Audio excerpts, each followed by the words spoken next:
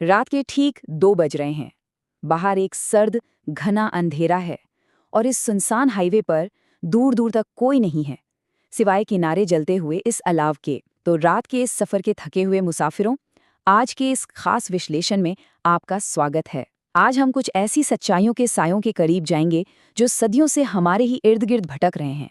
बस अपने आसपास के इस अंधेरे को महसूस कीजिए, क्योंकि आज इन्हीं सायों से पर्दा उठने वाला है। तो चलिए सीधे इसमें गोता लगाते हैं। एक बहुत मशहूर चेतावनी है। जो लोग आधी रात के बाद अंधेरी सड़कों पर भटकते हैं, कुछ साए उनका साथ कभी नहीं छोड़ते। और यकीन मानिए, ये सिर्फ कहने की बात नहीं है। अल्लाह की इस गर्माहट से थोड़ा दूर उस घुप अंधेरे में कुछ तो ऐसा है जो सदियों से वही मौजूद है। आज हम उन्हीं रहस्यों को एक एक करके खंगालने वाले हैं।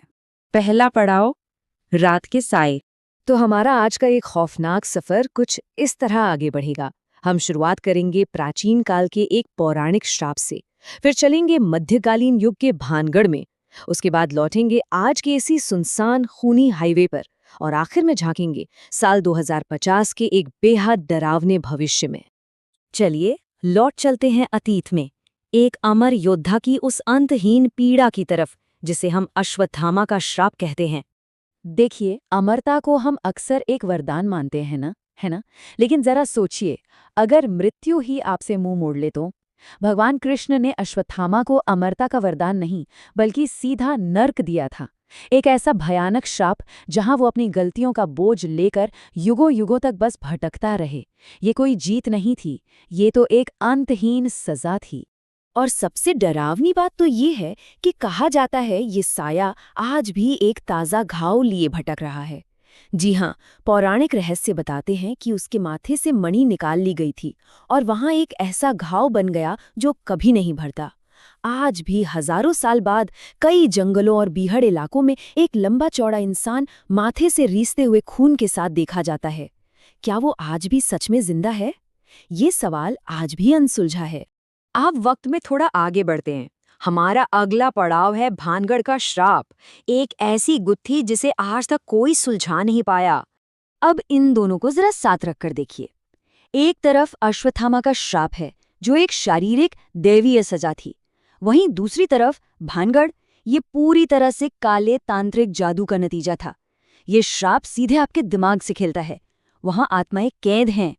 भानगढ़ का खौफ किसी एक इंसान तक सीमित नहीं है, बल्कि उस पूरे खंडहर में एक ऐसी डार्क एनर्जी बस गई है जो सूर्यास्त के बाद क्या रूप लेती है, इसका सटीक जवाब किसी के पास नहीं है। और अगर आपको लग रहा है कि ये महज कोई भूतिया कहानी है, तो हकीकत सुनिए। भारत सरकार के आर्कियोलॉजिकल सर्वे ऑफ इंडिया ने कानूनी तौर पर सूर्यास्त के बाद इस किले में जाने पर सख्त पाबंदी लगा रखी है।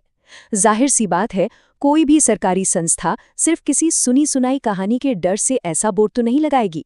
रात के अंधेरे में वहां सच में कुछ ऐसा होता है जिसे इंसानी आंखें बर्दाश्त नहीं कर सकती।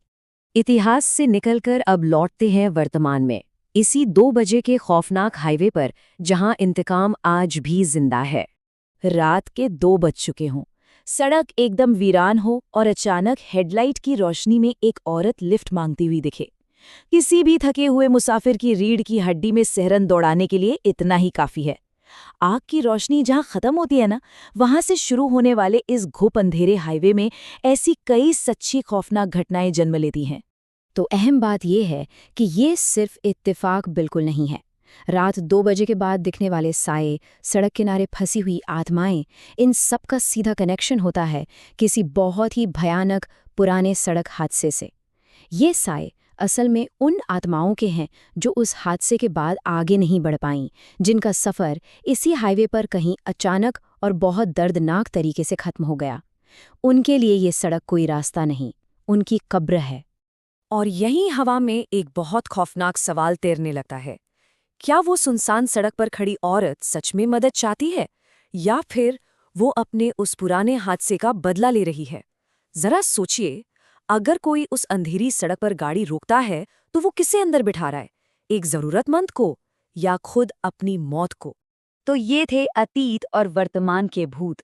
लेकिन अब चलते हैं हमारे आखिरी पड़ाव की तरफ, पृथ्वी का कृत्रिम भविष्य, यानी डार्क एआई थ्योरी। साल 2050 का एक ऐसा भविष्य जो बाहर से जितना खूबसूरत और परफेक्ट दिखता है, अंदर से उतना ही भयानक है। और ये खौफ किसी भूत प्रेत का नहीं, विज्ञान का है। क्या होगा जब आर्टिफिशियल इंटेलिजेंस इंसानों की पूरी तरह से जगह ले लेगा? ये हॉरर खून खराबे वाला नहीं है, बल्कि एक खामोशी का है। एक ऐसी दुनिया जहां मशीनें सब कुछ एकदम परफेक्शन के साथ संभाल रही हैं, लेकिन वहां इंसानों की कोई जरूरत ही नहीं बची है। इसे जरा इस तरह समझिए, अतीत में सबसे ताकतवर चीज क्या थी? हमारी इंसानी भावनाएं। हम निर्माता थे, हम शासक थे। लेकिन 2050 तक ये बाजी पूरी तरह पलट जाएगी। दुनिया की सबसे बड़ी ताकत बन जाएंगी भावनाएं महसूस करने वाली मशीनें। मशीनों ने न सिर्फ काम छीन लिया होगा, बल्कि उन्होंने महसूस करना भी सीख लिया होगा। और इंसान, हम बस एक धुंधली याद बनकर रह जाएंगे। ये रिप्लेसमेंट नहीं है, ये हमारा वजूद खत्म होना है। और सच कहूं तो ये सन्नाटा किसी भी भूतिया किले से कहीं ज्यादा डरावना है। तो मुसाफिरों, हमारे इस अलाव की आग अब मध्यम पड़ रही है और इस सफर का अंत करीब आ गया है।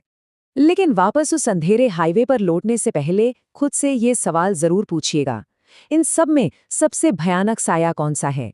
वो प्राचीन श्राप का ना भरने वाला घाव, भानगढ़ का वो खौफनाक खंडहर, हाईवे की वो इंतकाम लेने वाली आत्मा, या फिर हमारा अपना वो भविष्य जहां हमारा वजूद ही मिट जाएगा? जब ये अलाव बुझ जाए और आप उस अंधेरी सड़क पर आगे बढ़ें, तो याद रखिएगा, कुछ साए सचमुच साथ कभी नहीं छोड़ते। रात के मुसाफिरों, सावधान रहिए और आपकी आगे की यात्रा सुरक्षित हो। कहानियों के इस अनंत सागर में हम फिर मिलेंगे। देखते रहिए द AI सूत्रधार।